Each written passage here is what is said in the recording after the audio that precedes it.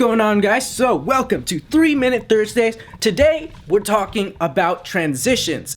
3 of the best transitions, what they are, how to do them in only 90 seconds.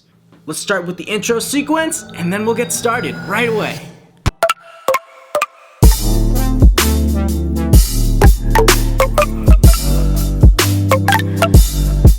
Alright, so the first transition is always the easiest. All you gotta do is cover the camera with something.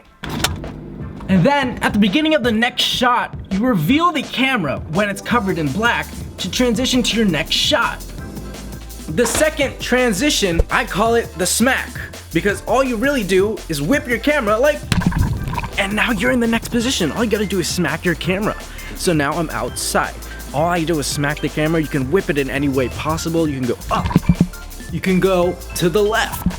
You can go any way you want as long as the first shot ends with a whip and the second shot starts with a whip. So this last one I just called the zoom in because, well, you zoom in. So I kind of want to get down there. So let's go. Oh, whoa, okay.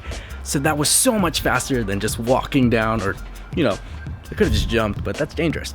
But anyways, that's the zoom in. All you gotta do, zoom into your face at the end of the first and then zoom in and out of your face in the second. And you can match it together. You want to get pretty close to your face so the background kind of disappears a little bit. Have we run out of time yet? I don't know. Maybe we can throw in a bonus one. So let's go back to the living room. Okay. So pretty much all you gotta do is end with the same consistency and then start with the same consistency so that the shots tie in together so it doesn't really matter. And all these transitions will help you make your video look so much better and really just appeal to the eye. So make sure you guys like, comment, subscribe, smash that subscribe button, slash it, whip it, pound it.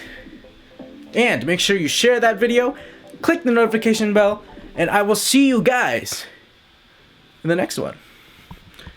Alright guys, I'll catch you later.